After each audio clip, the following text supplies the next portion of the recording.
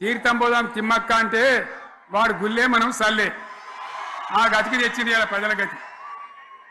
మరి మనం కూడా ప్రజలు కూడా ఆలోచన చేయాలి. ఆవేశం కాదు. గాడిదలకు గడ్డేసి బలరకు పాల్పడితే వస్తాయా? మరి ఇప్పుడు ఏం చేయాలో ఆలోచించాలి. ఓ తమ్ముడు అన్నాడు హైదరాబాద్లో ఆయన ఇల్లు కూడా కొడితే, కేసీఆర్ అన్నా యాడున్నావు నువ్వు రావాలి, కత్తి వాంచేతలు పడితే యుద్ధం నన్ను చేయమని పడుతుంది. అంతేనా? ఇది కూడా విచారిస్తారు ప్రజలు. మీకు అర్థం కావాలని నేను చెప్తా ఉన్నా. అందుకే ఓడగొట్టుకున్న కారణే వెతుక్కోవాలి. మీ వెంట బీఆర్ఎస్ ఉంటుంది, మీ వెంట కేసీఆర్ ఉంటాడు. 100% మళ్ళా తెలంగాణ విజయం సాధించాలి, గులాబీ జెండా ఎగిరేయాలి, అద్భుతమైన తెలంగాణను మళ్ళీ సాధించాలి. ఇక బీజేపీ కథ 11 ఏళ్ళ రాజ్యం చేయబట్టి తెలంగాణకు 11 రూపాయలు ఇచ్చిండ్రా? వాటిదే బబ్రాజమానం భజగోవిందం, శుష్క ప్రియాలు శూన్యాస్తాలు తప్ప ఏమి ఇయ్యలే. 157 కాలేజీలు పెడితే మెడికల్ కాలేజీలు ఒక్కటన్నా తెలంగాణకు ఇచ్చిండ్రా? ఒక ప్రాజెక్ట్ కన్నా జాతీయ హోదా ఇచ్చిండ్రా? ఇక కాంగ్రెస్ వాడు ఇట్లా అంటే బీజేపీ వాడు అట్లా, ఏది లేదు. ఇక ఉల్టా మనయే ఖమ్మంలో 7 మండలాలు గుంజుకున్నారు, సీలేరు ప్రాజెక్టు గుంజుకున్నారు. నరేంద్ర మోడీ మాట్లాడతాడు, ఏం మాట్లాడతాడు? తెలంగాణ వచ్చిందిరా అని తెలంగాణలో సంతోషపడితే తల్లిని చంపి బిడ్డను బతికిచ్చిండ్రు అంటాడు. ఎన్నోసార్లు అంటాడు, ఒక్కసారి కాదు. ఈ విధంగా అది కూడా మనం వెనకొచ్చేది కాదు. ఈ సందర్భంలో ఒక మాట బీజేపీ అంటే నాకు జ్ఞాపకం వచ్చింది. ఇవాళ కేంద్ర ప్రభుత్వం కగార్ అనే ఆపరేషన్ పేరు మీద ఛత్తీస్గఢ్లో యువకులను గిరిజనులను ఊచకోత పోతా ఉన్నారు. అది ధర్మం కాదు. వీళ్ళు ఏమవుతున్నది?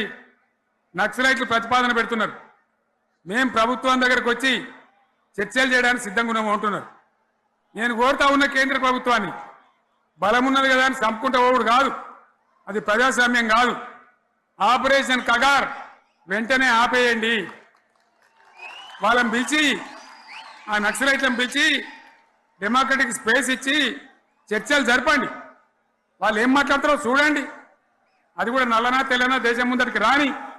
కానీ అట్లా కాదు, మొత్తం ఏరి పారెత్తాం, కోసి పారెత్తాం, నరికి పారెత్తాం అంటే మిలిటరీ ఉన్నది మీ దగ్గర కొడతారు. కానీ ప్రజాస్వామ్యం అనిపించుకోదు. ఈ మాట ఢిల్లీకి ఉత్తరం పంపిద్దామా? మీరందరూ సపోర్ట్లు కొడితే తీర్మానంగా భావించి దాన్ని కేంద్రానికి పంపిద్దాం.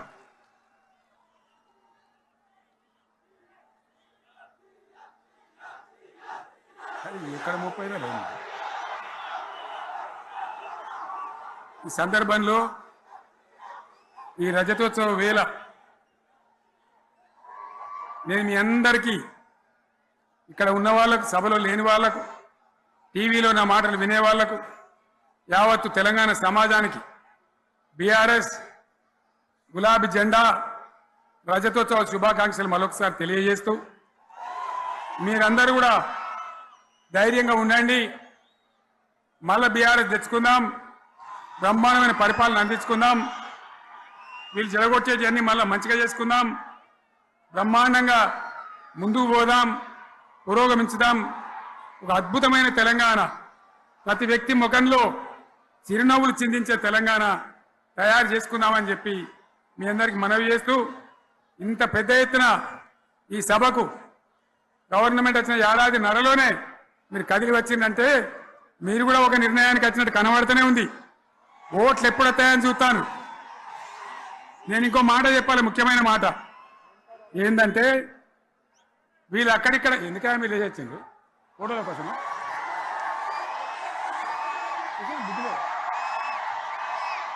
ఒక మాట చెప్పాలి, ఏంటి? ప్రభాకర్ రెడ్డి అని మా ఎమ్మెల్యే ఉన్నాడు, దుబ్బాక ఎమ్మెల్యే. ఆయనతో ఎవరో హైదరాబాద్లో మాట్లాడితే, అన్న ఇంకా 3 ఏళ్ళు భరించాలని ఈ గవర్నమెంట్ అని మాట్లాడింది. ఆయన మాట చెప్పిండు విలేకరులు. అలా చూసారా మా గవర్నమెంట్ పడగొడతారట. మేమెందుకు పడగొడతాం రా భయ్? మాకేమైనా కాల్చేరు గులగుల పెట్టినా? మేమా కిరికిరి పని చెయ్యం. బిడ్డ మీరే ఉండాలి. ఓట్లు తీసుకున్నారు, చక్కగా పని చేయకపోతే మీ ఈపులు ప్రజలే సాఫ్ చేస్తారు. అంతే కదా? మేము పడగొట్టాం, మీ గవర్నమెంట్ పడగొట్టాం. ఎందుకంటే మీ సంగతి ఏందో మా సంగతి ఏందో ప్రజలకు పూర్తిగా అర్థం కావాలి. గులాబీ సైనికులకు నాది ఒక్కటే మాట, మనం ఏనాడు మనం పుట్టిందే పదవులు త్యాగం చేసి, పుట్టిందే రాష్ట్ర సాధన కోసం, స్వార్థం కోసం మనం పనిచేయలే. మీ అందరి నాయకులను కార్యకర్తలను నేను కోరేది ఒకటే, తెలంగాణ సమాజం అద్భుతంగా పురోగమించేదాకా మనం పనిచేస్తూనే ఉండాలి. గవర్నమెంట్లో ఉన్నా ప్రతిపక్షంలో ఉన్నా ప్రజల పక్షాన ఉండాలి, ప్రజలకు అండగా ఉండాలి, ప్రజల సమస్యల మీద పోరాటం చేయాలి, వాళ్ళకు అండదండలుగా ఉంటూ పురోగమించాలి. అదే మన కర్తవ్యం. అందులోనే మనకు అన్ని పదవులు వస్తాయి. అది పెద్ద ఇష్యూ కాదు. ఎన్ని వేల మంది మనోళ్ళు ఎంత బ్రహ్మాండంగా ముందుకొచ్చారు.